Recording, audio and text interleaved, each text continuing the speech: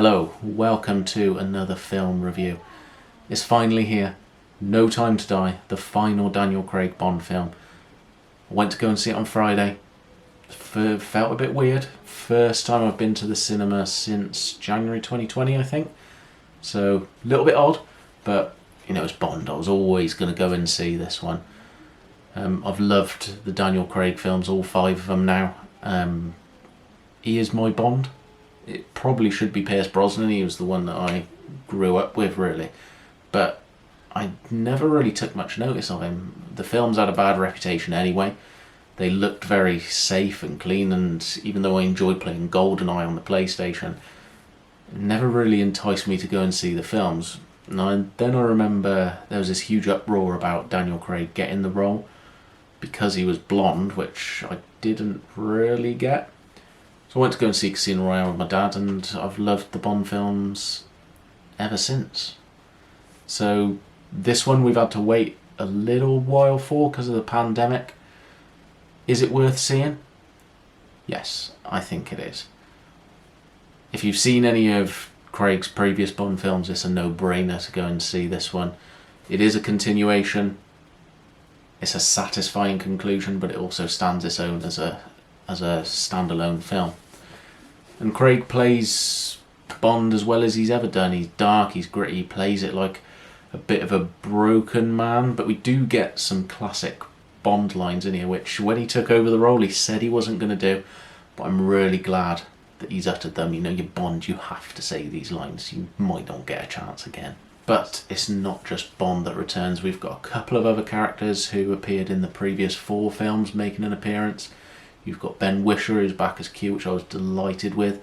Love Ben Whishaw, I think he's brilliant as Q.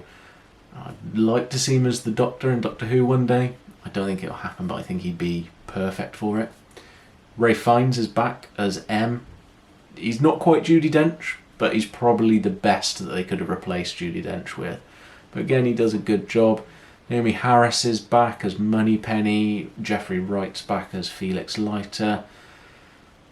Yeah, they're both good. They do a decent job. You know, they're big players. They're classic characters. If you're going all out on a Bond film, you got to have these guys in here. Christoph Waltz is back as Blofeld. Only briefly. I can't really say too much without giving any spoilers away, but he does a decent job. But the big one really who's returning is Léa Seydoux as Madeleine. She was, I don't think it's too much of a spoiler to say she is Bond's love interest in this film. She throws a couple of things at him. She does a great job. I really like the character of Madeleine. The only complaint I have, and it's not even a big complaint, it's just the relationship between her and Bond. I never really bought. It's just me. I think I can see why they've done it. For obvious reasons, it couldn't continue with the relationship with Vesper, so I can see why they've done it. It doesn't work for me. We've also got a couple of new characters here. Lashana Lynch plays Nomi, who's taken up the 007 mantle. I don't think that's too much of a spoiler. I thought it was pretty obvious from the trailers where they were going to go with that. She plays it really well. I loved her character. She is badass. I'd love to see more of her. Maybe in her own spin-off films. Possibly, that's where we're heading. Ana de Armas, as well as in this film, she plays Paloma. She plays it wonderfully. I loved the character, but she wasn't in it enough for me. When I saw the posters, I thought she's going to be a major player. And it didn't feel like that. She's only really in one segment of the film, which was a bit disappointing because I'd have liked to have seen more of it. It kind of felt like it was just ticking the box to have a Bond girl in the film, but I'd have liked to have seen more of her. But arguably, the biggest new character is Lucifer Safin, played by Rami Malek. I was really excited when I saw Rami Malek had got the role. I'd seen him in Mr. Robot and Bohemian Rhapsody, and I loved everything that he was in, and he doesn't disappoint.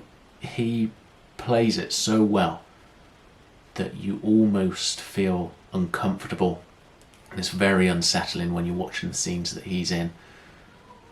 He does such a good job. I think possibly in Daniel Craig's era, one of the best villains that he's faced. So the story is probably the hardest bit to talk about, without giving away any spoilers. So at the end of Spectre, it was sort of left, he was in this underlying relationship with Madeline. He's left MI5, and we sort of pick up where that's left off. He has left MI5, he's a bit of a free agent, a bit of a rogue agent. But I don't think it's too much of a spoiler to say he does go back to MI5, and from there it's really about stopping Safin in his master plan. That's all I can really say about it. There's not an awful lot more that I can add to that without giving spoilers away. If you've seen the previous 4 films, then it will add a lot of context to the underlying stories. It does work on its own. As a standalone film, it works very well, but you will get more out of it if you've seen the previous 4 Daniel Craig films. And it's a satisfying conclusion to Craig's time as Bond.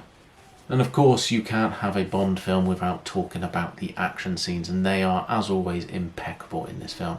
Karijoji Fukunaga does a great job at coordinating these scenes. I wasn't sure when I saw that he was going to be the director. I wasn't overly convinced, but he does a fantastic job. Can't really talk about too many of them again, but there is a particular scene in a stairwell which is one of my personal favourite Bond films ever. It is that good, but that's all I can really say. Even though this is Daniel Craig's last outing as Bond, Bond always continues, and the conversation's already turned to what's going to happen next. I've seen a couple of things being discussed online, one of which is a female Bond. I'm personally not a big fan of this idea. Even though I really enjoyed Lashana Lynch in this film, I don't think that Bond should be a woman. Do I think women should have better roles and more roles? Absolutely. I just don't think Bond is the right one. I think it should be new roles that women can be proud to call their own. They might not be as high profile as Bond to begin with, but this is a franchise that's been going for 60 plus years when attitudes to women were very different. There's absolutely no reason why you can't have badass female characters. And I think we're starting to see this come in a bit more, particularly in the comic book genre, with Scarlet Witch, Harley Quinn, Wonder Woman, Black Widow. We're really starting to see it, and I think it will get there. I think it is gonna take time, but it will get there. So who do I think should take over as Bond? I'd love to see Idris Elba. I think he would be absolutely incredible. He said he's not going to do it, so we'll have to wait and see. But my choice would probably be Luke Evans. You probably only know him, or you may only know him as being Gaston in Beauty and the Beast, but he just has that air about him that he could play Bond, and I think he'd do a really good job. Maybe a little bit biased because my girlfriend's Welsh, so it would be quite nice to have another Welsh Bond. But we'll have to wait and see. I don't think we're going to hear anything anytime soon. I think they're going to want to let the dust settle on Craig and let him have his moment in the sun. It's been a very emotional role for him, and we've seen that he's loved it in interviews that he's done. So overall, I'm going to give No Time to Die an 8 out of 10. It's a wonderful conclusion to Daniel Craig's time as Bond. It's very satisfying, and if you've seen all the previous Bond films up to this point, or you just want to go and see a good action film, this is one that will not let you down.